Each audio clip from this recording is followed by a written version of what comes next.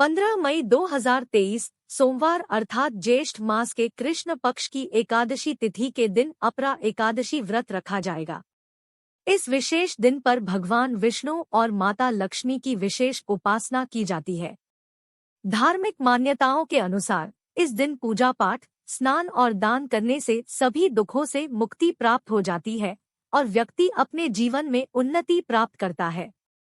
माना जाता है कि अपरा एकादशी व्रत के दिन भगवान विष्णु की उपासना करने से अक्षय पुण्य की प्राप्ति भी होती है।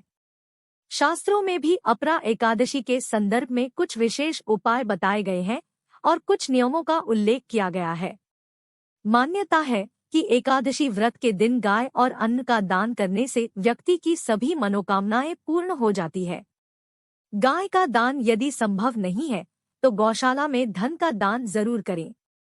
तो दर्शकों, आज हम आपको बताएंगे कि ज्येष्ठ मास के कृष्ण पक्ष की एकादशी के दिन आपको गाय को क्या खिलाना है, जिससे कि साल भर आपको धन की कमी ना हो और दूसरे सारे परेशानियों से भी आपको मुक्ति मिले। आज की वीडियो में हम बताएंगे गौ माता से संबंधित एक उपाय जिससे आपको मिल सकता है अक्षय यानी कभी ना समाप्त होने वाला धन प्राप्त करने का वरदान। अगर हिंदू धर्म की माने तो ऐसी मान्यता है कि गाय की सेवा अगर निस्वार्थ भाव से की जाए तो घर में लक्ष्मी का वास होता है। वैसे तो युगों से चला आ रहा है कि गाय को हम कुछ न कुछ खिलाते जरूर है। गाय को सनातन धर्म में लक्ष्मी स्वरूप भी माना गया है। कहा जाता है कि गाय की सेवा करने से घर परिवार सुखी और संपन्न रहता है। जिस घर में गाय की सेवा निस्वार्थ भाव से होती है उस घर में लक्ष्मी जी की कृपा हमेशा बनी रहती है, और जिस घर में गाय की सेवा नहीं होती अचानक से किसी भी प्रकार की वहां पर विघ्न बाधाएं आती रहती है। वैसे तो कुछ लोग शहरों में भी रहते हैं, महानगरों में रहते हैं, तो वहां पर गाय पालना संभव ही नहीं है, लेकिन गाय को वहां पर भी रोटी जरूर खिलाई जाती है। लेकिन कई बार गाय को खिलाने में कुछ भूल हो जाती है। तो कौन सी वो 3 चीजें हैं जो गाय को नहीं खिलानी चाहिए, आज हम आपसे इस वीडियो में साझा करेंगे। लेकिन दोस्तों, उससे पहले आपसे रिक्वेस्ट करते हैं कि वीडियो को लाइक जरूर करिएगा, दोस्तों को शेयर कर दीजिएगा, और आपने अगर अभी तक चैनल को सब्सक्राइब नहीं किया है तो चैनल को सब्सक्राइब करके बेल आइकन जरूर दबाएगा। दोस्तों, गाय के अंदर सभी देवी देवताओं का निवास माना जाता है, तो आप सुबह जो पहली रोटी बनती है वो गाय को खिलाते हैं तो देवी देवताओं का आशीर्वाद मिलता है। गाय को गुरु के साथ जोड़ा गया है, यानी गुरु ग्रह के साथ, बृहस्पति ग्रह के साथ, इसलिए गुरुवार के दिन गाय को रोटी पर एक चुटकी हल्दी डालकर खिलाएं तो सुख संपत्ति धन ऐश्वर्य बढ़ता है। दुष्ट ग्रह शांत हो जाते हैं। जो लोग मानसिक रूप से परेशान है वह गाय को रोटी पर थोड़ा सा गुड़ रखकर खिलाए तो सकारात्मक ऊर्जा आती है, टेंशन खत्म होती है, स्वास्थ्य अच्छा रहता है। और अगर आपको लगता है कि आपके सभी ग्रह खराब है तो ऐसे में गाय को पहली रोटी रोज खिलाएं। सभी ग्रह धीरे धीरे शुभ हो जाएंगे। कभी कभी जीवन में लंबे समय से कोई शुभ मंगल कार्य नहीं हो रहे होते, तब ऐसे में आप गाय को रोटी खिलाएं। गाय के मस्तक को छूकर अपनी मन्नत कहे, प्रणाम करे, पैर छुए तो आपकी मन्नत जरूर पूरी होगी। तो यह था गाय को आप क्या खिलाएं उसके बारे में। लेकिन गाय को क्या नहीं खिलाना चाहिए, अब हम वो जानते हैं। गाय को रोटी तो हर कोई खिलाता है, अब यह रोटी बासी बिल्कुल भी नहीं होनी चाहिए, यानी कि एक दिन पहले की जो रोटी बनी रहती है और आप दूसरे दिन सुबह सुबह खिला देते हैं, वो नहीं खिलानी चाहिए। कई बार आप रोटी बना लेते हैं और गाय उस दिन मिलती नहीं तो उस दिन रोटी रखी रह जाती है, फिर वह अगले दिन गाय को खिलाने से गाय का अपमान माना जाता है, वह रोटी बासी कहलाती है। इसलिए गाय को एक दिन पहले की बची हुई रोटी कभी नहीं खिलानी चाहिए। सड़ी गली चीजें, खराब चीजें गाय को मत खिलाइए, इससे घर में परेशानी आती है। अगर आप ऐसा करते हैं तो अपनी आदत को बदलिए, क्योंकि इससे घर में तकलीफ आती है। गाय को हरा चारा तो हर कोई खिलाता है।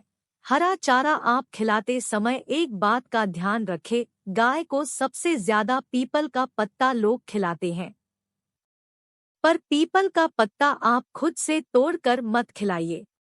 दूसरी बात, आप घर में सब्जी लाते हैं तो उसमें साग आ जाता है, तो आप उसमें से अच्छी चीजें तोड़कर रखकर बचा कुचा आप गाय को ना चलाएं। आप जो देंगे वह गाय खा लेगी, लेकिन थोड़ी सी कुछ अच्छी चीजें मिलाकर गाय को खिला दीजिएगा तो ज्यादा फायदा होगा। गाय को दूध नहीं पिलाना चाहिए।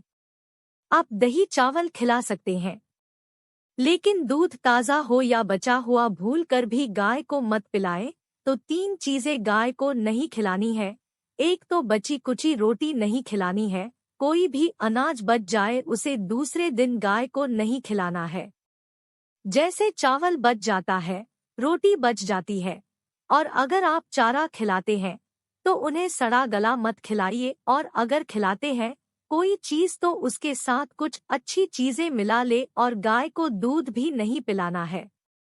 यह चीजें बिल्कुल भी नहीं खिलाए, नहीं तो घर में गरीबी आती है। माता लक्ष्मी आपके घर में वास करना छोड़ देती है। 84 लाख योनियों का सफर करके आत्मा अंतिम योनि में गौ का रूप धरती है। गाय लाखों योनियों का वो पड़ाव है जहां आत्मा विश्राम करके आगे की यात्रा शुरू करती है। दोस्तों, गाय का कोई अपसगुण नहीं होता है।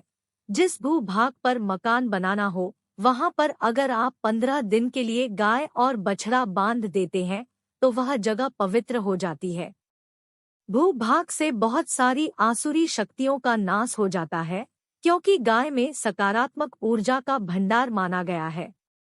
गाय का मार्ग रोकना, अगर आप कहीं भी जा रहे हैं और गाय माता आपका मार्ग रोक दे तो यह बहुत ही शुभ माना जाता है। गाय और बछड़े का दर्शन एक साथ आपको हो जाए तो यह आपकी सफलता का प्रतीक माना जाता है। अगर आपके घर के आसपास गौ घूमती रहती है तो इसका मतलब है कि आपके घर से काफी सारे संकट अपने आप ही दूर होने वाले हैं और समृद्धि पूर्वक जीवन आपको मिलता है। गाय के समीप आप अगर जाते हैं तो संक्रामक रोग, कफ, खांसी, सर्दी, जुखाम आदि का ग्रेजुअली अपने आप ही बिना दवाइयों के भी नाश हो जाता है। अगर आपको गाय अचानक से पूंछ मार देती है तो यह बहुत ही शुभ संकेत माना गया है, और काली चितकबरी गाय का ऐसा करना तो और भी ज्यादा शुभ माना गया है। पंचगव्य जो होते हैं वो कई रोगों में लाभदायक है। पंचगव्य क्या क्या हुए? गाय के दूध, दही, घी, मूत्र और गोबर, इन सभी को शरीर की रोग निरोधक क्षमता को बढ़ाकर रोगों को दूर करने वाला माना गया है। ऐसा कोई रोग नहीं है जिसका इलाज पंचगव्य से नहीं किया जा सकता। दोस्तों, आज के समय में लोग गौ माता की पूजा करने की बजाय, उनका सही उपयोग करने के बजाय उनको काटकर, मारकर खाना ज्यादा पसंद करते हैं। बुरा लगेगा शायद, पर यह सच है। गाय को देने से न केवल सुख समृद्धि की प्राप्ति होती है बल्कि बरकत भी होने लगती है।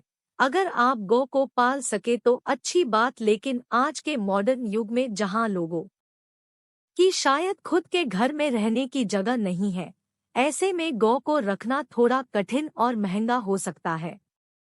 ऐसे में आप गौ को रोटी दे, कम से कम रोटी दे करके आप सुख समृद्धि को प्राप्त कर सकते हैं। आपके घर में बरकत होने लगती है। हमारे बुजुर्ग हमेशा से कहते आए हैं कि गाय को रोटी खिलानी चाहिए, लेकिन समय स्थिति के चलते गाय की सेवा हर कोई नहीं कर पाता। लेकिन कम से कम रोटी तो आप खिला सकते हैं। अगर रोटी भी नहीं खिला सकते, जैसे काफी सारे जो हमारे भाई बहन मलेशिया वगैरह में, लंदन वगैरह में बैठे हैं, उनको गाय नहीं मिलती है, वह पूछते हैं हम कैसे गौ सेवा करें। आप ऐसा कर सकते हैं, आप गौ के नाम के पैसे निकालते जाएं, और फिर आप चाहे तो कभी इंडिया आए तो आप गौशाला में दान दे दे, या फिर आप चाहे तो वहीं पर किसी गरीब को गौ की नाम की रोटियां खिलाए, किसी भी अनाथ आश्रम में चले जाए, किसी वृद्ध आश्रम में चले जाएं। किसी भी दूसरे सफेद पशु को आप भोजन कराएं, ये भी आपके लिए बहुत अच्छा होने वाला है। कम से कम रोटी जरूर खिलाएं। हमारे देश में कई जगह देखा गया है और कई लोगों का प्रश्न आता है कि हम झूठी रोटी गाय को देते हैं, क्या ये सही है या गलत है? हम झूठा खाना, बचा हुआ खाना गाय को खिलाते हैं, यानी जो बच जाता है वो गाय के हवाले कर दिया जाता है। तो आपको बता दे, रामायण काल में गौ माता को एक श्राप मिला था। उसी की वजह से आज उनके साथ ऐसा हो रहा है। उसी श्राप की वजह से गौ माता में देवी देवताओं का वास होने के बाद भी उनको झूठा खाना पड़ता है। यहाँ तक कि पॉलिथिन भी खाते हैं। हालांकि किसी भी लिहाज सही नहीं है। आपको बता दें, वाल्मीकि रामायण में सीता द्वारा पिंडदान देकर दशरथ की आत्मा को मोक्ष मिलने का संदर्भ आता है। जो लोग जानते होंगे वो जानते हैं कि वनवास के दौरान भगवान राम, लक्ष्मण और सीता प्रीत पक्ष के दौरान श्राद्ध करने के लिए गया धाम पहुँचे। वहां श्राद्ध कर्म करने के लिए जरूरी सामग्री जुटाने के लिए राम और लक्ष्मण तो चले गए और सामान लेकर नहीं आए। इधर दोपहर हो गई, पिंडदान का समय निकलता जा रहा था। सीता माँ घबराने लगी, तभी दशरथ की आत्मा ने पिंडदान की मांग कर दी। अब गया जी के आगे फाल्गु नदी पर अकेली सीता जी मुश्किल में पड़ गई। उन्होंने फल्गु नदी के साथ वट वृक्ष, केतकी के फूल और गाय को साक्षी मानकर बालू का पिंड बनाया और स्वर्गीय राजा दशरथ अपने ससुर के निमित्त पिंड दान कर दिया। थोड़ी देर में भगवान राम और लक्ष्मण जब लौटे तो उन्होंने कहा कि समय निकल जाने के कारण मैंने पिंड दान कर दिया, बिना सामग्री के पिंडदान कैसे हो सकता है? इसलिए राम जी ने सीता माँ से प्रमाण मांगा। तब सीता माता ने कहा कि जो फल्गु नदी के रेत है, केतकी के फूल है, गाय है और वट वृक्ष है, जो मेरे द्वारा किए गए श्राद्ध क्रम की गवाही दे सकते हैं। इतने में फल्गु नदी, गाय और केतकी के फूल तीनों इस बात को मुकर गए। उन्होंने कहा, सीता माँ झूठ बोल रही है, सिर्फ वट वृक्ष ने सही बात कही। तब सीता जी ने दशरथ का ध्यान करते हुए उनसे ही गवाही देने की प्रार्थना की। दशरथ जी ने सीता माँ की प्रार्थना को स्वीकार करके घोषणा की कि ऐन वक्त पर सीता ने मुझे पिंड दान कर दिया। इस पर राम अस्वशत हुए, लेकिन तीनों गवाहों द्वारा झूठ बोलने पर सीता जी उनसे क्रोधित हो गए और उन्हें श्राप दिया। फल्गु नदी से कहा कि जा, तेरा नाम सिर्फ नदी रहेगा, लेकिन तुझ में पानी कभी नहीं रहेगा। इस कारण आप भी जानते होंगे, जो लोग जानते हैं, फल्गु नदी आज भी गया में सुखी ही रहती है। गाय को श्राप दिया कि तू पूज्य होकर भी लोगों का झूठा खाएगी, और केतकी के फूल को श्राप दिया कि तुझे पूजा में कभी नहीं चढ़ाया जाएगा। वट वृक्ष को सीता माँ ने आशीर्वाद दिया कि उसे लंबी आयु की प्राप्ति होगी और दूसरों को छाया प्रदान करेगा, तथा पतिव्रता स्त्री तेरा स्मरण करके अपने पति की दीर्घ आयु की कामना करेंगी। यही कारण है कि गाय को आज भी झूठा खाना पड़ता है। केतकी के फूल को पूजा से निषिद्ध बताया गया है। फल्गु नदी के तट पर जल नहीं है। सीता कुंड में पानी के अभाव में सिर्फ बालू या रेत में पिंडदान किया जाता है। दोस्तों, शास्त्रों के मुताबिक गौमाता में सारे देवी देवता निवास करते हैं। 33 कोटि देवी देवता और पितरी का निवास होता है। अगर आप भी किसी मंदिर में नहीं जा सकते, पूजा पाठ नहीं करते हैं, कहीं जाकर के ग्रह दशाओं का उपाय नहीं कर सकते हैं, तो आपको गाय को एक रोटी जरूर लेनी चाहिए। हमेशा कहते हैं, पहली रोटी गाय की अगर आप भी खिलाते हैं तो दुनिया के सारे सुखों को प्राप्त कर सकते हैं। आपने अक्सर ही सुना होगा कि रसोई में पहली रोटी जो बने वो गाय को दे देनी चाहिए। हर रोज गाय को एक रोटी देने से आपके जीवन के सभी दुख दर्द दूर हो जाते हैं। खाना बनाते वक्त हमेशा पहले एक रोटी गाय की निकाल दे, इसके बाद ही परिवार के बाकी सदस्यों के लिए आपको रोटियां सेकने चाहिए। कोशिश करनी चाहिए कि गाय की उस रोटी में थोड़ा सा हल्दी मिला दे। इससे गाय को रोटी खिलाने का अपार फल प्राप्त होता है। अगर गुरुवार का दिन हो, लोई ले ले, सने हुए आटे की छोटी सी लोई बना ले और उसमें हल्दी हल्दी मिलाकर गाय को खिला दे।